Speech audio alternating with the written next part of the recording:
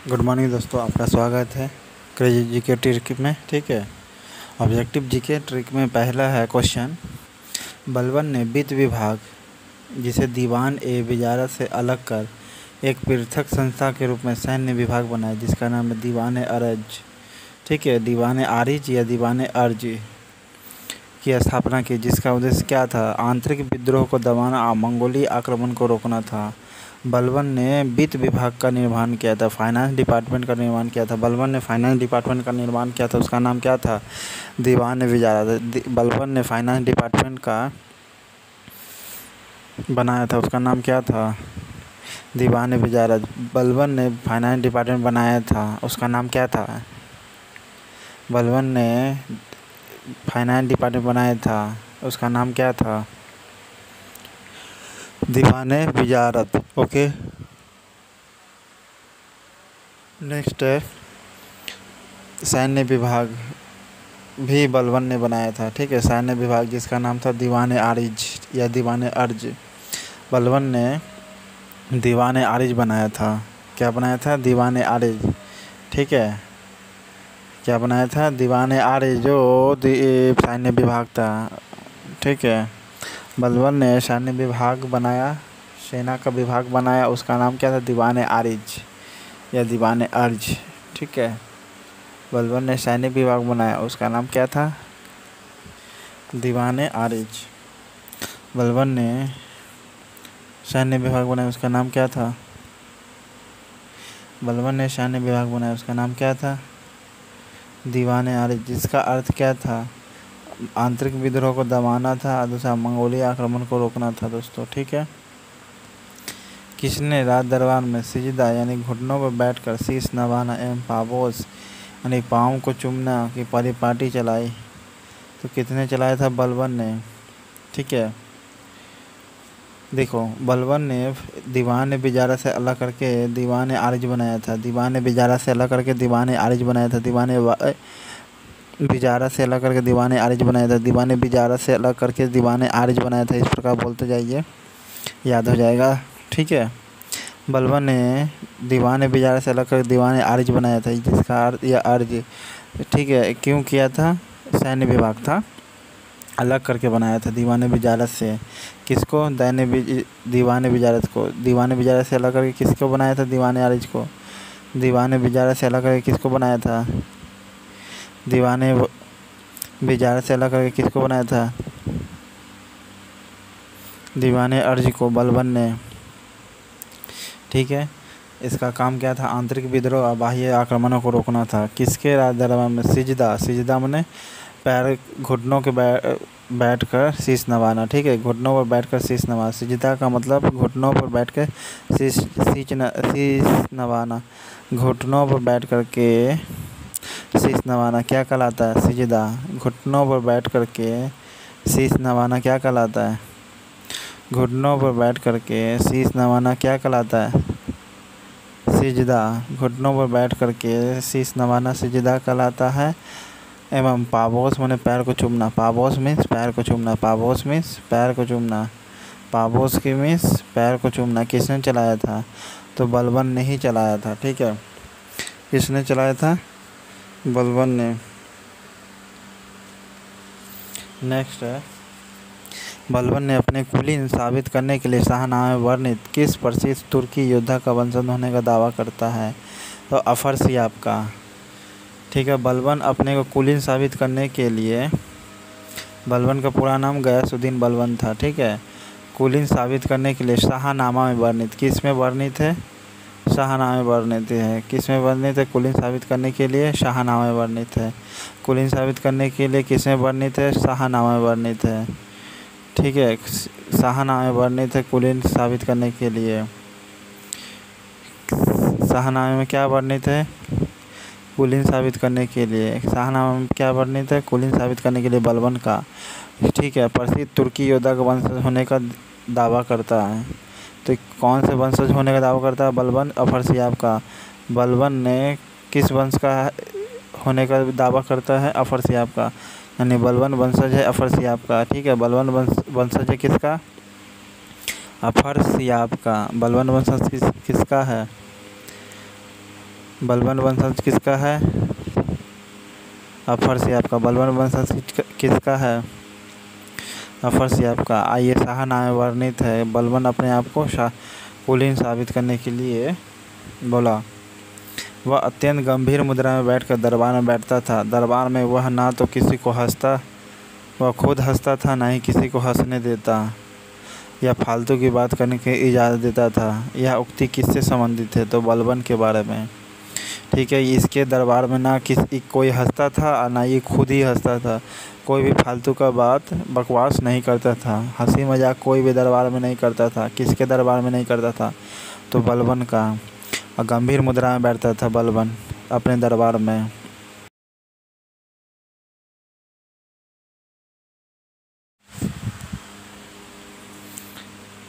हम गंभीर मुद्रा में कौन बैठता था? बलबन। और ना ही किसी को हंसने देता, ना खुद हंसता था किसी अपने दरबार में। यह किससे संबंधित है? आप फालतू की बात भी करने नहीं देता था, बलबन। ठीक है, जिसका नाम पूरा नाम गयासुद्दीन बलबन है। किसने कैलूगढ़, जिसे इसका नाम किलो खड़ी है, के राजमहल में अपना राज्याभिषेक किया और उसने अपनी राजधानी बनाई? कैलूगढ़ी में अपना राज्याभिषेक किसने किया था दोस्तों? जिसका नाम है किलो खड़ी। तो कौन है दोस्तों?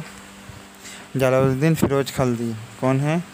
जलालुद्दीन फिरोज खलजी है। कैलूगढ़ी में किसने अपने राज्याभिषेक किया? जलालुद्दीन फिरोज खलजी ने। ठीक है, जलालुद्दीन फिरोज खलजी ने अपने को राज्याभिषेक कराया। कैलूगढ़ी में अपना राज्याभिषेक किसने कराया? जलालुद्दीन फिरोज खलजी ने। कैलूगढ़ी में किसने राज्याभिषेक करवाया? जलालुद्दीन फिरोज खलजी ने। कैलूगढ़ी में किसने राज्याभिषेक करवाया? फिरोज खलजी ने। कहाँ अभिषेक करवाया? जलालुद्दीन फिरोज खलजी ने कहाँ अभिषेक करवाया? कैलूगढ़ी में। जलालुद्दीन फिरोज खलजी ने कहाँ अभिषेक करवाया? जलालुद्दीन फिरोज खलजी ने कहाँ राज्याभिषेक करवाया? कैलूगढ़ी में। ठीक है, जलालुद्दीन फिरोज खलजी के शासनकाल में घटी घटनाएं क्या थी? देखिए, इनमें से सभी तक करा मानिकपुर के सूबेदार मलिक काफूर का विद्रोह हुआ था। हाँ, हुआ था। करा और मानिकपुर का सूबेदार था मलिक काफूर। ठीक है, जो जलालुद्दीन फिरोज खलजी के शासनकाल में घटना घटी थी। मलिक काफूर को ये 1000 दिनारी भी कहा जाता है दोस्तों। और करा मानिकपुर का ये सूबेदार था।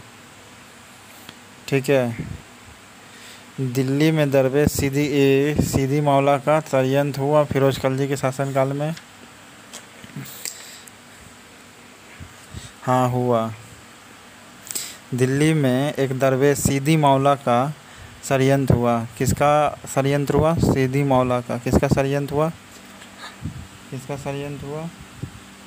किसका षड्यंत्र हुआ? सीदी मौला का। ठीक है, नेक्स्ट है, करा एवं मानिकपुर के सूबेदार मलिक काफूर का विद्रोह हुआ था जलालुद्दीन फिरोज खलजी के समय। जलालुद्दीन फिरोज खलजी के समय किसका विद्रोह हुआ था? करा एंड मलिकपुर का सूबेदार। ठीक है, मलिक काफूर का विद्रोह हुआ था कब? जलालुद्दीन फिरोज खलजी के शासनकाल में। मलिक काफूर ने कब विद्रोह किया था? जलालुद्दीन फिरोज खलजी के शासनकाल में। मलिक काफूर ने कब विद्रोह किया था? जलालुद्दीन फिरोज खलजी के शासनकाल में। मलिक काफूर ने कब विद्रोह किया था? मलिक काफूर ने कब विद्रोह किया था? सीदी मौला का षड्यंत्र किसके समय में हुआ था? जलालुद्दीन फिरोज खलजी के। सीदी मौला का षड्यंत्र, ठीक है, ये दिल्ली का एक दरवेश में रहता था। सीदी मौला का षड्यंत्र हुआ किसके समय में? जलालुद्दीन फिरोज खलजी के समय में। उलुग के नेतृत्व में मंगोलों का मुसलमान बना। ठीक है, किसके नेतृत्व में मुसलमान बना था मंगोलिया लोग? उलुग के नेतृत्व में। किसके नेतृत्व में? उलुग के नेतृत्व में। बड़का लुग उलुग के नेतृत्व में मंगोलिया लोग मुसलमान बना। किसके नेतृत्व में? मंगोलिया लोग मुसलमान बना। ठीक है, यानी जिसे कहा जाता है नव मुसलमान। एवं उनके द्वारा दिल्ली के बाहर मुगलपुरा नामक बस्ती बसाया गया। और उन्हीं के द्वारा क्या किया गया? दिल्ली के बाहर एक मुगलपुरा नामक बस्ती बसाया गया। ठीक है, उलुग के नेतृत्व मंगोलिया ने मुसलमान बनना स्वीकार किया एवं उनके द्वारा दिल्ली के बाहर मुगलपुरा नामक बस्ती बसाया। नेक्स्ट है दक्षिण पर प्रथम मुस्लिम आक्रमण देवगिरी के यादव शासक रामचंद्र पर किया गया। यह आक्रमण किसके समय में हुआ था? तो देवगिरी का यादव शासक रामचंद्र था, जो महाराष्ट्र का था। देवगिरी कहाँ है? महाराष्ट्र में। किसके समय में हुआ था? ए जलालुद्दीन फिरोज खलजी के शासनकाल में। ठीक है, उस समय कौन था? जलालुद्दीन फिरोज खलजी के शासन था। देवगिरी का यादव शासक रामचंद्र पर किया गया आक्रमण किसके समय में हुआ था? जलालुद्दीन फिरोज खलजी के शासनकाल में। किसके समय में? जलालुद्दीन। देवगिरी के यादव शासक रामचंद्र पर किया गया आक्रमण किसके समय में हुआ था? जलालुद्दीन फिरोज खलजी के शासनकाल में किया था अलाउद्दीन खिलजी ने, अब बिना बताए हुए। ठीक है, लेकिन देवगिरी के यादव शासक पर किसने आक्रमण किया था? तो जलालुद्दीन फिरोज खलजी ने। ओके, द्वितीय सिकंदर कहलाता है अलाउद्दीन खिलजिया, इसी ने ही आक्रमण किया था देवगिरी के यादव शासक पर बिना बताए जलालुद्दीन फिरोज खलजी के, जो राजा था उस समय। ओके, नेक्स्ट है आपका राजकीय व्यय से संबंधित विभाग जिसे दीवान वक़ूफ़ सृजित करने का श्रेय किससे दिल्ली सुल्तान को जाता है? ये बताना है। राजकीय खर्च से संबंधित विभाग जिसे दीवान वक़ूफ़ कहा जाता है। राजकीय व्यय से संबंधित जो विभाग था जिसे दीवान वक़ूफ़ कहा जाता था। राजकीय खर्च से संबंधित विभाग कौन था? दीवान वक़ूफ़। राजकीय खर्च से संबंधित कौन विभाग था? राजकीय खर्च से संबंधित जो विभाग था क्या नाम था? दीवान वक़ूफ़। राजकीय खर्च से संबंधित विभाग था, क्या नाम था? दीवान वक़ूफ़। ठीक है, जो खर्च से डिपेंडेंस के बारे में बताता था। ठीक है, तो क्या नाम था उसका? दीवान वक़ूफ़। ये किसने बनाया था? जलालुद्दीन फिरोज खलजी ने। दीवान वक़ूफ़ किसने बनाया था? जलालुद्दीन फिरोज खलजी ने। दीवान वक़ूफ़ किसने बनाया था? जलालुद्दीन फिरोज खलजी ने। बलबन ने दीवान आरिज बनाया। दीवान वक़ूफ़ फिरोज खलजी ने बनाया। दीवान वक़ूफ़ किसने बनाया? जलालुद्दीन फिरोज खलजी ने। दीवान आरिज यानी अर्ज, जिसका मतलब होता है सैन्य विभाग, बलबन ने बनाया। दीवान विजारत, ये भी बलबन ने ही बनाया था। ठीक है, दीवान विजारत का मतलब फाइनेंस डिपार्टमेंट होता है, ऐसे अलग करके दीवान आरिज बनाया या अर्ज। दीवान वक़ूफ़ किसने बनाया? जलालुद्दीन फिरोज खलजी ने, जिसे खर्च से संबंधित विभाग था, राजकीय खर्च से संबंधित विभाग था, जलालुद्दीन फिरोज खलजी ने बनाया। अलाउद्दीन खलजी का मूल नाम क्या था दोस्तों? तो क्या नाम था इसका? अली गुरस्पा नाम था। अलाउद्दीन खलजी का नाम क्या था दोस्तों? अली गुरस्पा। अलाउद्दीन खलजी का मूल नाम क्या था? अली गुरस्पा। अलाउद्दीन खलजी का मूल नाम क्या था? अलाउद्दीन खलजी का मूल नाम क्या था? अली गुरस्पा। अली गुरस्पा किसका नाम था? अलाउद्दीन खिलजी का। अलाउद्दीन खिलजी का अली गुरस्पा नाम था। ठीक है, अली गुरस्पा किसका नाम था? अलाउद्दीन खिलजी के सेनापतियों के नेतृत्व में गुजरात विजय अभियान के क्रम में खंभात में किसे खरीदा गया, जिसके बाद में दक्षिण भारत के विजय का नेतृत्व किया था? मलिक काफूर को। ठीक है, मलिक काफूर के नेतृत्व में गुजरात विजय निकला था अलाउद्दीन खिलजी ने। ठीक है, आइए, अलाउद्दीन खिलजी के सेनापतियों के नेतृत्व में गुजरात विजय अभियान के क्रम में खंभात से खरीदा गया था। मलिक काफूर को कहाँ से खरीदा गया था? खंभात से खरीदा गया था। कहाँ से खरीदा गया था? खंभात से। ठीक है, इसने ही मलिक काफूर ने विद्रोह किया था जलालुद्दीन फिरोज खलजी के शासनकाल में। ठीक है, जो कराया मानिकपुर का सूबेदार था।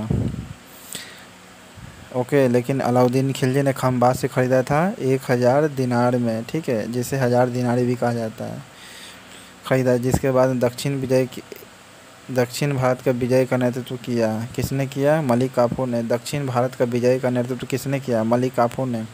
दक्षिण विजय का नेतृत्व किसने किया? मलिक काफूर ने। अलाउद्दीन खिलजी का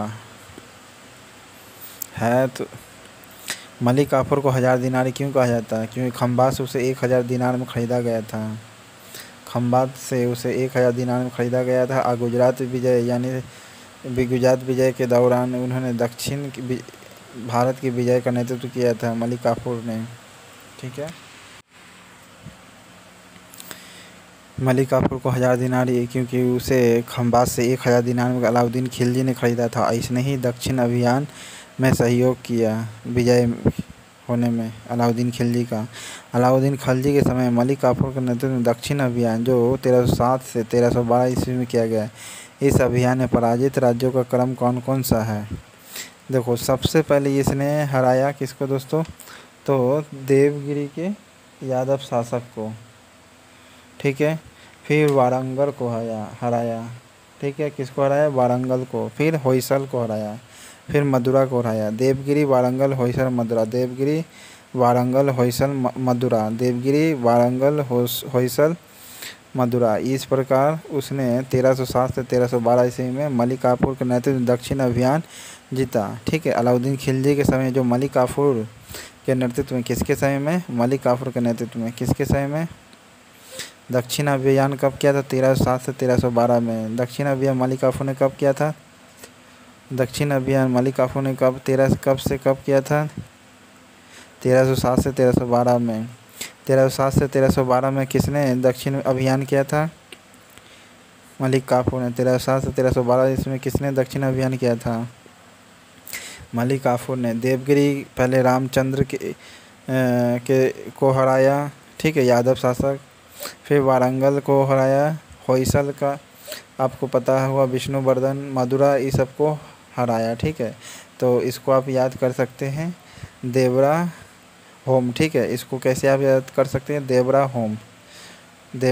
देवरा से देवगिरी, वरा से वारंगल, हो से होयसल, माँ से मदुरा, ठीक है। इस प्रकार विजय किया। देवरा होम से विजय किया। 1307 से 1312 में देवरा होम विजय किया। 1307 से 1312 में देवरा होम किया। से देवगिरी, वरा से वारंगल, हो से होयसल, एम से मदुरा विजय किया है। किसने? मलिक काफूर ने। कब किया? 1307 से 1312 में, ठीक है। ये दक्षिण अभियान किया था। इसे 1000 दिनारी भी कहा जाता है। खंबात से खरीदा था अलाउद्दीन खिलजी ने, ठीक है।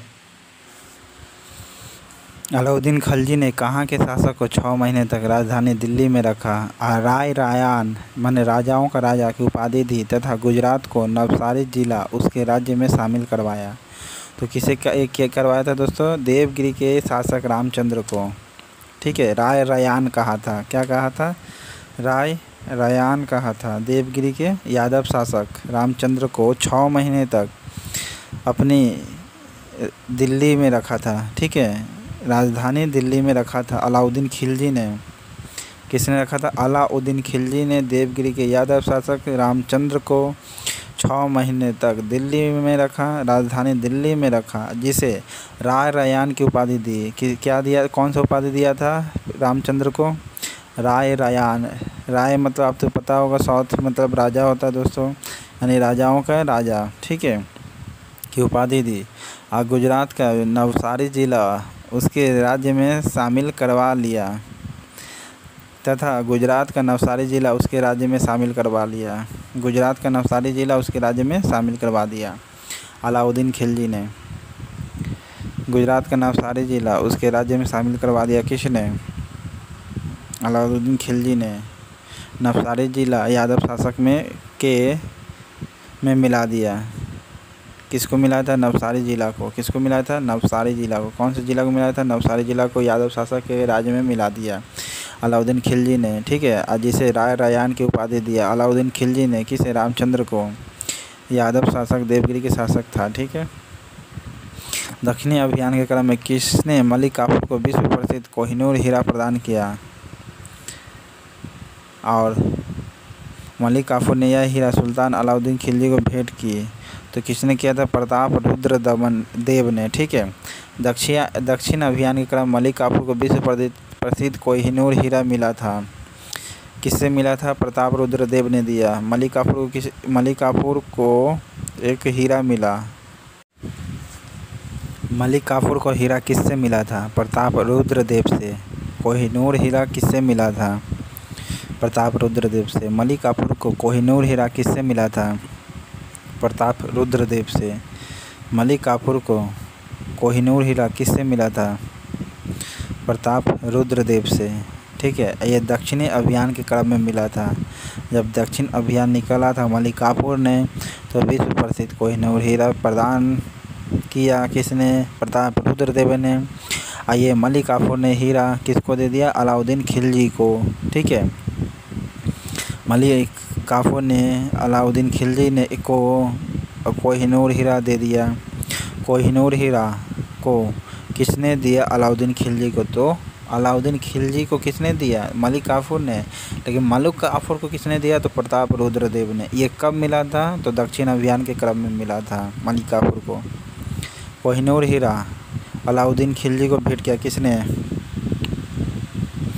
अलाउद्दीन खिलजी को कोहिनूर हीरा किसने भेंट किया? मलिक काफूर ने। किससे ये प्राप्त किया था? प्रताप रुद्रदेव ने, दक्षिण अभियान के क्रम में। किसने कहा था? मैं ऐसे आदेश देता हूँ जो राज्य के हितकर हैं। मैं यह नहीं जानता कि शरीयत में इसकी इजाज़त है या नहीं। तो कौन कहा था? अलाउद्दीन खिलजी ने। ठीक है, मैं ऐसे आदेश देता हूँ जो राज्य के लिए सही है। ठीक है, मैं ऐसे आदेश देता हूँ जो राज्य के लिए सही है। शरीयत के लिए सही है कि नहीं है ये मैं नहीं जानता। ठीक है, लेकिन राज्य के लिए जो सही होगा वो किया जाएगा। किसने कहा था? अलाउद्दीन खिलजी ने। ठीक है, मैं ऐसे आदेश देता हूँ जो राज्य के हितकर में होता है। मैं ऐसे आदेश देता हूँ जो राज्य के लिए हितकर में होता है। मैं नहीं जानता कि शरीयत में इसकी इजाज़त है या नहीं। किसने कहा था? अलाउद्दीन खिलजी ने। अलाउद्दीन खिलजी ने किसके कहने पर सिकंदर महान के समान विश्व विजय की योजना को त्याग दिया? तो वो अलाउद्दीन खिलजी का दोस्त था। कौन था? अलाउल मुल्क था। ठीक है, जिसके कहने पर उसने सिकंदर महान के तरह विश्व अभियान निकला था जीतने के लिए, जिसे वो त्याग दिया। अलाउल मुल्क के कहने पर। किसके कहने पर? अलाउल मुल्क के कहने पर। किसके कहने पर? किसके कहने पर? अलाउल मुल्क के। अलाउल मुल्क ने किसे रोका? सिकंदर महान के तरह जो अभियान चालू करना चाहता था अलाउद्दीन खिलजी को। अलाउल मुल्क किसे रोका जो सिकंदर अभियान के तरह निकलना चाहता था? तो अलाउद्दीन खिलजी को। किसने 4 अध्याय दिए जिसे 4 ऑर्डिनेंस कहा जाता है? गुप्तचर प्रणाली का गठन किया। दिल्ली मध्य निषेध, अमीरों के मेल मिलाप पर पाबंदी जारी की। तो किसने रोक लगाया था? अलाउद्दीन खिलजी ने। 4 ऑर्डिनेंस जारी किया था किसने? अलाउद्दीन खिलजी ने। 4 ऑर्डिनेंस: जब्ती, गुप्तचर प्रणाली का गठन, दिल्ली में मद्य निषेध और अमीरों के मेल मिलाप पर पाबंदी। ठीक है, ये 4: पहला जब्ती, दूसरा गुप्तचर प्रणाली के गठन, तीसरा दिल्ली में मद्य निषेध और चौथा अमीरों के मेल मिलाप। ये 4 गो पर जिसे 4 ऑर्डिनेंस कहा जाता है। 4 ऑर्डिनेंस किसने जारी किया? तो अलाउद्दीन खिलजी ने। 4 ऑर्डिनेंस किसने जारी किया? 4 ऑर्डिनेंस किसने जारी किया? अलाउद्दीन खिलजी ने। इसमें जब्ती था, ठीक है, एक्विजिशन था, गुप्तचर प्रणाली का गठन था, दिल्ली में मद्य निषेध था और अमीरों के मेल मिलाप पर पाबंदी लगाई। ठीक है, तो कौन था दोस्तों? तो अलाउद्दीन खिलजी था। किस सुल्तान ने एक नया मंत्रालय दीवान-ए-रियासत, जिसका मतलब दीवान-ए-रियासत जिसका मतलब वाणिज्य मंत्रालय होता, की स्थापना किसने किया था? दीवान-ए-रियासत का मतलब क्या होता है? वाणिज्य मंत्रालय। दीवान-ए-रियासत का मतलब क्या होता है? वाणिज्य मंत्रालय। दीवान-ए-रियासत का मतलब क्या होता है? वाणिज्य मंत्रालय। दीवान-ए-रियासत की स्थापना किसने किया था? अलाउद्दीन खिलजी ने। ठीक है, दीवान-ए-रियासत की स्थापना किसने किया था? अलाउद्दीन खिलजी ने। दीवान-ए-रियासत की स्थापना किसने किया था? दीवान-ए-रियासत की स्थापना किसने किया था? दीवान-ए-रियासत की स्थापना किसने किया था? अलाउद्दीन खिलजी ने। अलाउद्दीन खिलजी ने किसका स्थापना किया था? दीवान-ए-रियासत की। ठीक है, और 4 ऑर्डिनेंस भी जारी किया था। ओके, और अलाउल मुल्क के कहने पर विश्व विजय अभियान रोक दिया। किसके कहने पर? अलाउल मुल्क के कहने पर। मैं ऐसे आदेश देता हूँ जो राज्य के हितकर में होता है। मैं ये नहीं जानता शरीयत में इसकी इजाज़त है या नहीं। कौन कहा था? अलाउद्दीन खिलजी ने। दक्षिण अभियान के क्रम में प्रताप रुद्रदेव से कोहिनूर हीरा मलिक काफूर ने प्राप्त किया और ये कोहिनूर हीरा किसे दिया? अलाउद्दीन खिलजी को। ठीक है, अलाउद्दीन खिलजी को। अलाउद्दीन खिलजी का दोस्त कौन था? अलाउल मुल्क। अलाउद्दीन खिलजी का दोस्त कौन था? अलाउल मुल्क। इसी के कहने पर दीवाने विश्वविजय रोक दिया। दीवानी रियासत की स्थापना अलाउद्दीन खिलजी ने किया। सैन्य शासन के क्षेत्र में दाग यानी घोड़ों पर दाग अर्थात चिन्ह लगाना एवं हुलिया माने सैनिक की पहचान चिन्ह के प्रचलन किसने किया था? अलाउल खिलजी ने। ठीक है, अलाउद्दीन खिलजी ने। किसने? अलाउद्दीन खिलजी ने। सैन्य शासन के क्षेत्र में दाग, दाग का मतलब होता है घोड़े पर दाग अर्थात चिन्ह लगाना। दाग का मतलब घोड़े पर चिन्ह लगाना। दाग का मतलब घोड़े पर चिन्ह लगाना एवं हुलिया, हुलिया मतलब होता है सैनिकों का एक फेस। ठीक है, सैनिकों का पहचान चिन्ह, सैनिकों का पहचान चिन्ह हुलिया, ये किसने प्रचलन किया? अलाउद्दीन खिलजी ने। ठीक है, अलाउद्दीन खिलजी ने दाग और हुलिया का प्रचलन किया। किस सुल्तान ने दाग और हुलिया का प्रचलन किसने किया था? अलाउद्दीन खिलजी ने। अलाउद्दीन खिलजी ने किसका प्रचलन किया? तो दाग और हुलिया का। दाग और हुलिया किसने प्रचलन किया? किस सुल्तान ने सैनिकों को भू अनुदान के स्थान पर नगद वेतन देने की प्रथा चलाई? अलाउद्दीन खिलजी ने। ठीक है, किस सुल्तान ने सैनिकों को भू अनुदान के स्थान पर नगद वेतन चालू किया? अलाउद्दीन खिलजी ने। सैनिकों को भू अनुदान के बदले पैसा देता था नगद। कौन देता था? अलाउद्दीन खिलजी ने। भू अनुदान के स्थान पर नगद वेतन देना किसने चालू किया? अलाउद्दीन खिलजी ने। भू अनुदान के स्थान पर नगद वेतन देना किसने चालू किया? भू अनुदान के स्थान पर नगद वेतन देना किसने चालू किया? अलाउद्दीन खिलजी ने। ठीक है, भू अनुदान के स्थान पर नगद वेतन देना चालू किया था और इसने ही दाग एवं हुलिया नामक प्रचलन चालू किया। हुलिया माने सैनिकों का पहचान चिन्ह, दाग माने घोड़ों पर पहचान लगाना, चिन्ह लगाना। यक अस्पा मतलब एक घोड़ा वाला, दो अस्पा माने दो घोड़े वाला। एक अस्पा और दो अस्पा।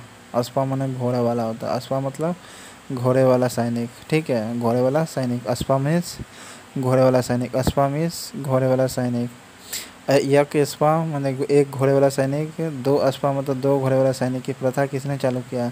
अलाउद्दीन खिलजी ने। यक अस्पा एवं दो अस्पा वाले प्रथा का प्रारंभ किसने चालू किया? अलाउद्दीन खिलजी ने। एक अस्पा दो अस्पा किसने चालू किया? अलाउद्दीन खिलजी ने। एक अस्पा दो अस्पा किसने चालू किया? अलाउद्दीन खिलजी ने। अलाउद्दीन खिलजी के राजस्व प्रणाली के सुधार के संबंध में कौन सा कथन सही है? देखिए, भू अनुदान की समाप्ति, हाँ समाप्ति कर दिया था। चौधरीय एवं खोतों एवं मुकदमों, जिसे चौधरीय को मतलब होता है मोरलैंडो के शब्दों में मध्यस्थ वर्ग के विशेषाधिकारों को समाप्त कर दिया और दीवान मुस्तक राज की स्थापना किया था। सही बात है। विश्वा के आधार पर भूमि की पैमाइश कर सकल उत्पाद का 50% खराज यानी भू राजस्व निर्धारित हुआ। सही बात है। भू राजस्व 50% कर दिया था अलाउद्दीन खिलजी ने। ठीक है, ज़कात जजिया खुम्स गनीमा, इसमें सही पूछ रहा है कौन? तो इसका आंसर कौन होगा? चारों दोस्तों। ज़कात जजिया खुम्स जिसका मतलब होता है गनीमा की दर निर्धारित किया, नई दर निर्धारित किया। भूमि अनुदान की समाप्ति कर दी और टैक्स डायरेक्ट नगद देना चालू किया अलाउद्दीन खिलजी ने।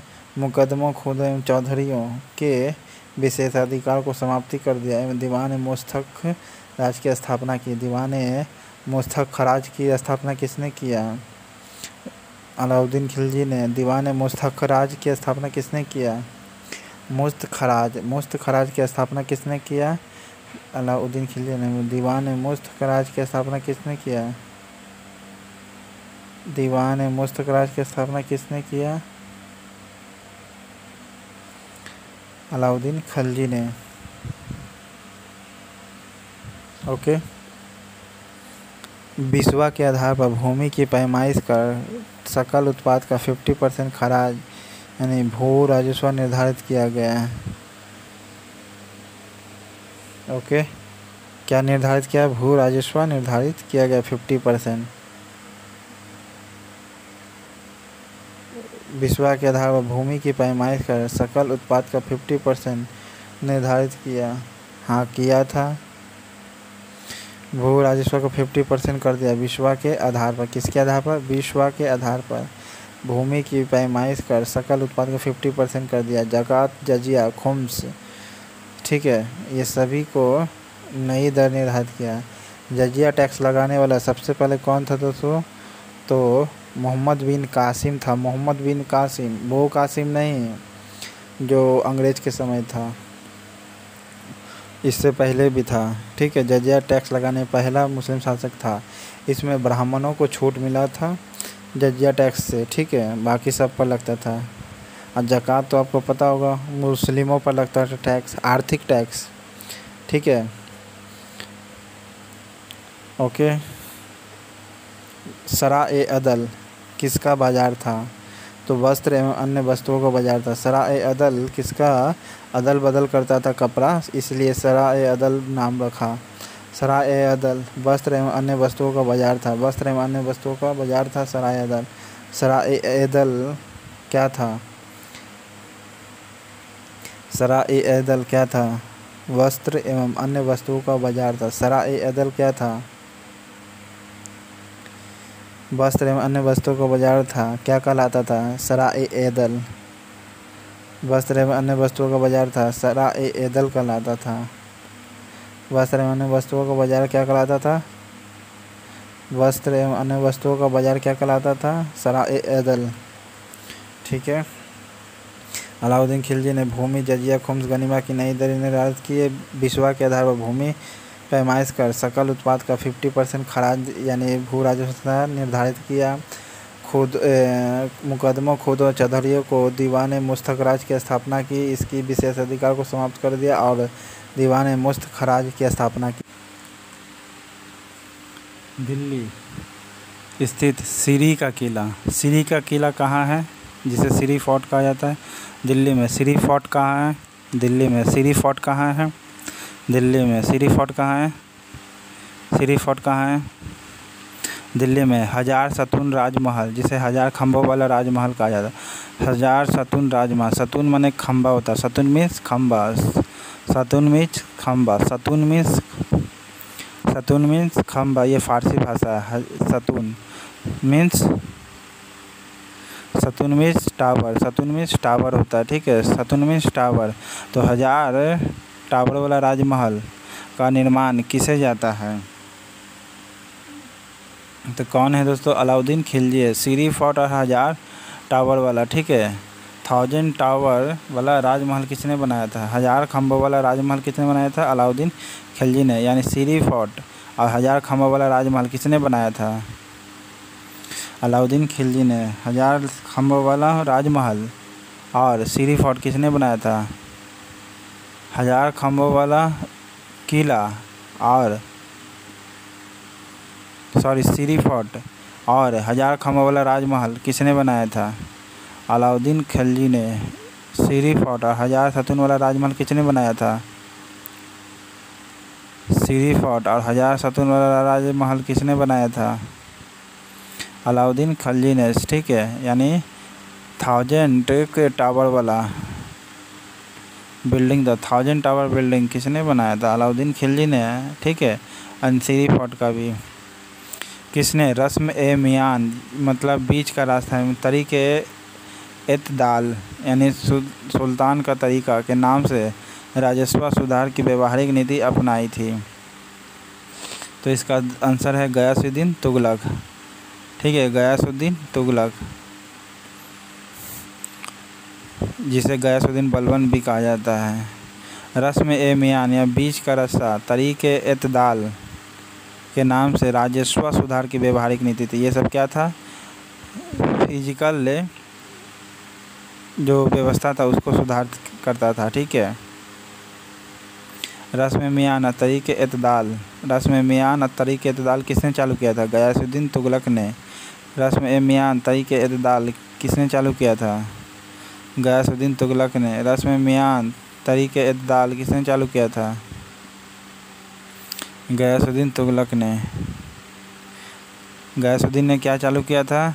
रस्म मियान तरीक़ एतदाल। गयासुद्दीन ने क्या चालू किया था? रस्म मियान मतलब बीच का रास्ता, और तरीक़ एतदाल मतलब सुल्तान का तरीक़ा। ये सब क्या था? भू राजस्व मतलब राजस्व सुधार की व्यवस्था था। ये सब क्या था? राजस्व सुधार की व्यवस्था था। किसने चालू किया था? गयासुद्दीन तुगलक ने। गयासुद्दीन तुगलक ने रस्म मियान और तरीक़ एतदाल की सुविधा किसने चालू किया था? गयासुद्दीन तुगलक ने। ये राजस्व सुधार था। रस्म मियान तरीक़ एतदाल क्या था? राजस्व सुधार था। रस्म मियान तरीक़ एतदाल क्या था? रस्म मियान तरीक़ एतदाल क्या था? राजस्व सुधार था। कौन सुल्तान की मृत्यु अफ़गानपुर यानी तुगलकाबाद में लकड़ी से बने स्वागत भवन के गिरने से हुई? तो गयासुद्दीन तुगलक की। ठीक है। अफ़गानपुर में जो लकड़ी से बना स्वागत भवन था, गिरने से मौत हुई। किसको हुई थी? गयासुद्दीन तुगलक का। ठीक है। अफ़गानपुर में मतलब तुगलकाबाद में स्वागत भवन से गिरने से मौत हो गया था गयासुद्दीन तुगलक का। अब स्वागत भवन के गिरने से किसकी मौत हो गई थी? स्वागत भवन के गिरने से किसकी मौत हो गई थी? गयासुद्दीन तुगलक का। ठीक है। ये अफ़गानी सुल्तान था। लकड़ी से बने स्वागत भवन के गिरने से हुई किसकी मौत? गयासुद्दीन तुगलक का। नहर निर्माण कराने वाले दिल्ली का प्रथम सुल्तान कौन था? नहर निर्माण कराने वाले दिल्ली का सुल्तान पहला कौन था दोस्तों? गयासुद्दीन तुगलक। देखिए, दिल्ली में जो नहर निर्माण किया था गयासुद्दीन तुगलक ने, लेकिन जाल किसने फैला दिया? फिरोज शाह तुगलक ने। ठीक है। सबसे पहले नहर का निर्माण गयासुद्दीन तुगलक ने किया। ठीक है। जिसकी मौत हो गई थी स्वागत भवन के गिरने से अफ़गानपुर में, मतलब तुगलकाबाद में। ठीक है। तुगलकाबाद में गिरने से किसकी मौत हो गई थी? जो स्वागत भवन था, तो गयासुद्दीन तुगलक का। जो अलाउद्दीन खिलजी ने स्वागत भवन बनाया था गयासुद्दीन तुगलक के लिए। नहर निर्माण कराने वाले दिल्ली का प्रथम सुल्तान कौन था? तो गयासुद्दीन तुगलक था। सुल्तान बनने के पूर्व किसका नाम जौना खां था? जौना खां किसका नाम था दोस्तों? तो मोहम्मद बिन तुगलक का। मोहम्मद बिन तुगलक का। जौना खां किसका नाम था? मोहम्मद बिन तुगलक का। जौना खां किसका नाम था? मोहम्मद बिन तुगलक का। जौना खां किसका नाम था? मोहम्मद बिन तुगलक का। मोहम्मद बिन तुगलक का क्या नाम था? जौना खां। मोहम्मद बिन तुगलक का नाम क्या था? मोहम्मद बिन तुगलक का नाम क्या था? जौना खां। ठीक है। किसके शासन के बनने के उपलक्ष्य में अपना नाम अबुल मुजाहिद रखा? अबुल मुजाहिद किसने अपना नाम रखा था? तो इनमें से बी है दोस्तों, यानी जौना खां ने अपना नाम रखा था अबुल मुजाहिद। अबुल मुजाहिद किसने रखा था? जौना खां ने, यानी मोहम्मद बिन तुगलक ने। जौना खां ने कौन सी उपाधि धारण की? अबुल मुजाहिद। अपना उपनाम रखा। ठीक है। अपना उपनाम किसने क्या रखा? अबुल मुजाहिद। मोहम्मद बिन तुगलक ने अपना उपनाम क्या रखा? मोहम्मद बिन तुगलक ने अपना उपनाम क्या रखा? मोहम्मद बिन तुगलक ने अपना उपनाम क्या रखा? अबुल मुजाहिद। मोहम्मद बिन तुगलक के शासनकाल में स्वतंत्र हुए या नया स्थापित राज्य एवं राज्यों के संस्थापकों में से कौन सम्मिलित है? तो इसका आंसर है मदुरा। मदुरा के विजय में कौन है दोस्तों? जलालुद्दीन एहसान शाह। ये सब राज्य के संस्थापक हैं। मदुरा क्या हुआ था? स्वतंत्र हुआ था। मदुरा के समय जब जिसका नाम दूसरा क्या था? मामबर था उस समय। जलालुद्दीन एहसान शाह संस्थापक है। मदुरा के संस्थापक कौन? जलालुद्दीन एहसान शाह। मदुरा के संस्थापक जलालुद्दीन एहसान शाह। जलालुद्दीन एहसान शाह किसके संस्थापक है? मदुरा के। जलालुद्दीन एहसान शाह किसके संस्थापक है?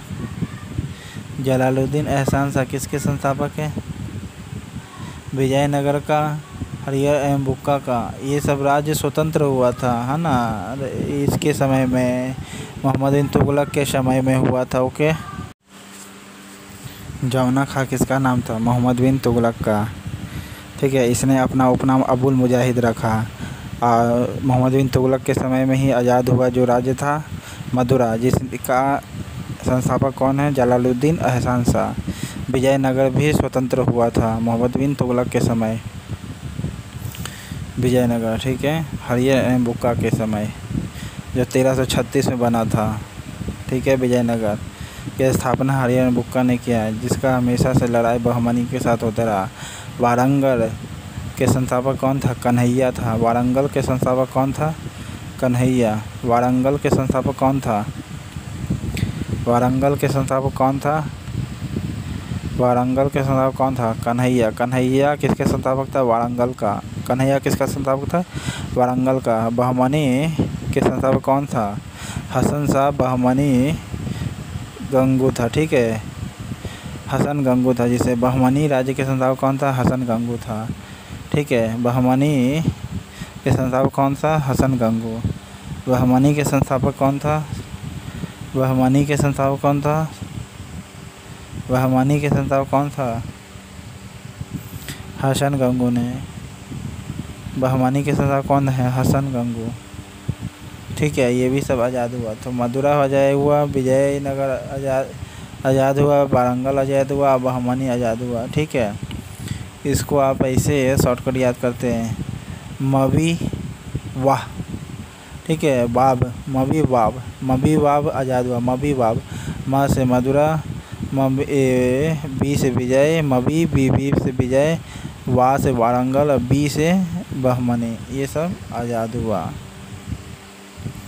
ओके, मवी बाहा। ठीक है, मेरा सारा राज्य बीमार पड़ गया। यदि मैं एक स्थान पर व्यवस्था स्थापित करता हूँ तो दूसरे स्थान पर गड़बड़ी उत्पन्न हो जाती है। यदि मैं दूसरे स्थान पर ठीक करता हूँ तो तीसरे पर हलचल होने लगती है। यह उक्ति किसकी है? तो मोहम्मद बिन तुगलक का। मेरा राज्य सारा बीमार पड़ गया। मैं एक स्थान पर व्यवस्था करता हूँ तो दूसरे स्थान पर गड़बड़ी उत्पन्न हो जाती है। यदि मैं दूसरे स्थान पर ठीक करता तो तीसरे पर हलचल होने लगती है। यह उक्ति किसकी है? मोहम्मद बिन तुगलक का। मोहम्मद बिन तुगलक के समय में मावी बाबा अलग हुआ था। तो माँ से मदुरा, वी से विजयनगर, वाह से वारंगल और बी से ब से हसन गंगू, बहमनी, सॉरी, जिसके संदर्भ हसन गंगू था, बहमनी के। किसके संस्करण उपलक्ष्य में अपना उपनाम अबुल मुजाहिद रखा? तुगलक, मोहम्मद बिन तुगलक ने। ठीक है, मोहम्मद बिन तुगलक ने अपना नाम उपनाम रखा। जौना खां इसी का नाम था। अफगानपुर यानी तुगलकाबाद में लकड़ी से बने स्वागत भवन के गिरने से मौत हो गई। किसकी? किसकी मौत हो गई थी दोस्तों? तो गयासुद्दीन तुगलक का। गयासुद्दीन तुगलक का स्वागत भवन से गिरने से मौत हो गई थी। रस्म मियान, जिसका मतलब होता है बीच का रास्ता। रस्म इत्दाल यानी सुल्तान का तरीका। रस्म मियान और तरीके एल्दाल, किसने राजस्व सुधार किया था? तो किसने सुधार किया था? गयासुद्दीन तुगलक ने। रस्म मियान तरीके इत्दाल नाम से राजस्व सुधार किसने किया? गयासुद्दीन तुगलक ने। दिल्ली स्थित सीरी का किला, जिसे सीरी फोर्ट कहते हैं, हजार सतून राजमहल। ठीक है, 1000 टावर जो बिल्डिंग था, किसने बनाया था? तो अलाउद्दीन खिलजी ने। नेक्स्ट है, किसके राज्यकाल में चरण परिणति हुई? 1347 में वह बहमनी राज्य की स्थापना भी हो गई। बहमनी राज्य की स्थापना 1347 में हुआ।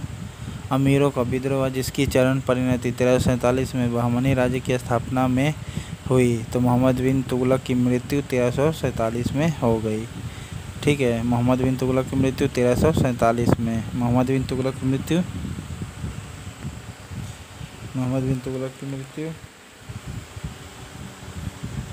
1347 में हुई। सादा अमीरों का विद्रोह इसी के समय में हुआ था। सादा अमीरों का विद्रोह किसके समय में हुआ था? मोहम्मद बिन तुगलक का। सादा अमीरों का विद्रोह किसके समय में हुआ था? सादा अमीरों का विद्रोह किसके समय में हुआ था? मोहम्मद बिन तुगलक के समय में। मोहम्मद बिन तुगलक के समय में किसका विद्रोह हुआ था? सादा अमीरों का। मोहम्मद बिन तुगलक के समय में किसका विद्रोह हुआ था? सादा अमीरों का। मोहम्मद बिन तुगलक की मृत्यु कहाँ हुई थी? ठट्टा में। मोहम्मद बिन तुगलक की मृत्यु कहाँ हुई थी? ठट्टा में 1347 में। मोहम्मद बिन तुगलक की मृत्यु कहाँ हुई थी? ठट्टा, ठीक है, ठट्टा में हुई थी मोहम्मद बिन तुगलक की मृत्यु। राजशेखर, अजीम प्रभासूरी जैसे विद्वानों को किस सुल्तान ने राज्य किए संरक्षण दिया? तो किसने दिया था? मोहम्मद बिन तुगलक ने। किसने दिया था? मोहम्मद बिन तुगलक ने। जैन विद्वान कौन था? जैन विद्वान की किस सुल्तान ने राज्य के संरक्षण दिया था? मोहम्मद बिन तुगलक को। राजशेखर, अजीम प्रभासूरी को, ये सब जैन विद्वान था जिसको सुरक्षा राजकीय संरक्षण किसने प्रदान किया? मोहम्मद बिन तुगलक ने। राजशेखर, जीन प्रभासूरी को किसने संरक्षण दिया? मोहम्मद बिन तुगलक ने। राजशेखर, जीन प्रभासूरी को किसने संरक्षण दिया? मोहम्मद बिन तुगलक ने। मोहम्मद बिन तुगलक ने किसे संरक्षण दिया? राजशेखर, अजीम प्रभासूरी को। मोहम्मद बिन तुगलक ने किसको संरक्षण दिया? राजशेखर, अजीम प्रभासूरी को। ये जैन विद्वान थे। मोहम्मद बिन तुगलक ने किसे राजकीय संरक्षण दिया? राजशेखर को, दूसरा जीन प्रभासूरी को। ये जैन विद्वान थे। मोहम्मद बिन तुगलक ने इसे संरक्षण दिया। राजकीय संरक्षण। किस सुल्तान ने 24 करों को समाप्त करके केवल 4 टैक्स लगाए? तो फिरोज शाह तुगलक था दोस्तों। फिरोज शाह तुगलक था। 24 टैक्सों को हटा करके मात्र 4 टैक्स लगाया। किसने? फिरोज शाह तुगलक ने। 24 कष्टकायक करों को हटा कर केवल 4 टैक्स लगाने वाला फिरोज शाह तुगलक था। 24 कष्टकारों जो टैक्स था उसको मात्र 4 में कन्वर्ट कर दिया। किसने? फिरोज शाह तुगलक ने। निम्नलिखित में से किसने सेना को नगद वेतन देने की व्यवस्था समाप्त करके वजह एवं इतलाक के माध्यम से वेतन भुगतान का आदेश दिया? वजह एवं इतलाक, देखिए, नगद वेतन देने की व्यवस्था अलाउद्दीन खिलजी ने चालू किया, ठीक है, भूमि टैक्स के भूमि अनुदान की तुलना में। लेकिन फिर से भूमि अनुदान चालू हो गया, ठीक है, जिसका मतलब वजह मतलब होता है भूमि वसूलने का अधिकार। वजह मतलब होता है क्या? भूमि टैक्स वसूलने का अधिकार। लैंड टैक्स से वसूलने का, राइट टू लैंड टैक्स, ठीक है, वसूलने का अधिकार था। वजह का मतलब क्या होता है? भूमि टैक्स वसूलने का अधिकार। वजह का मतलब क्या होता है? भूमि टैक्स वसूलने का अधिकार। भूमि टैक्स वसूलने का अधिकार को क्या कहा जाता है? वजह है। भूमि टैक्स वसूलने का अधिकार को क्या कहा जाता है? वजह है। एवं इतलाक माने धनादेश के लिए पत्र। इतलाक माने धनादेश के लिए पत्र। इतलाक के लिए, धनादेश के लिए पत्र किसने जारी किया था? तो फिरोज तुगलक ने, ठीक है, फिरोज तुगलक ने। अलाउद्दीन खिलजी ने चालू किया था और इसने बंद कर दिया। भूमि टैक्स वसूलने का अधिकार दिया। भूमि टैक्स वसूलने का अधिकार सेना को दिया। किसने? फिरोज खिलजी ने। फिरोज खिलजी ने अलाउद्दीन वाले वजह एवं इतलाक के माध्यम से वेतन भुगतान का आदेश दिया। वजह या इतलाक के माध्यम से टैक्स देने की व्यवस्था की। फिरोज शाह तुगलक ने नगद देने की व्यवस्था समाप्त करके वजह या इतलाक यानी धनादेश के लिए आदेश, धनादेश के लिए पत्र, ठीक है, धनादेश के लिए पत्र माने इतलाक होता है। इतलाक माने धनादेश के लिए पत्र। यहाँ तुम वसूल कर सकते हो, इसे इतलाक कहा जाता है। तुम टैक्स वसूल कर सकते हो, इस इतलाक कहलाता है, ठीक है। फिरोज खिलजी ने जारी किया था। किस सुल्तान ने अपनी आत्मकथा फतवात फिरोज शाही लिखी? तो किसने लिखा था? फिरोज शाह तुगलक ने। फतवात फिरोज शाही किसने लिखा था? फिरोज शाह तुगलक ने। फतवात फिरोज शाही किसने लिखा था? फतवात फिरोज शाही किसने लिखा था? फिरोज शाह तुगलक ने। फिरोज तुगलक जिसे कहते हैं, ठीक है। फतवाद फिरोज शाही किसने लिखा? फिरोज तुगलक ने। फतवाद ए फिरोज शाही किसने लिखा? फतवाद ए फिरोज शाही किसने लिखा? फिरोज तुगलक ने। फिरोज तुगलक ने क्या लिखा? फतवाद ए फिरोज शाही। फिरोज शाह तुगलक ने क्या लिखा? फिरोज शाह क्या लिखा?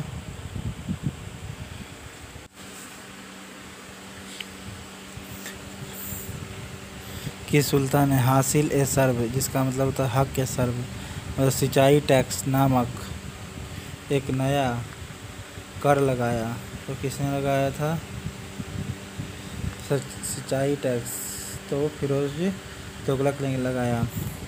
हासिल ए सर्व, जिसका मतलब होता है हक के सर्व का मतलब क्या होता है? सिंचाई कर। हासिल ए सर्व का मतलब क्या होता है? सिंचाई कर।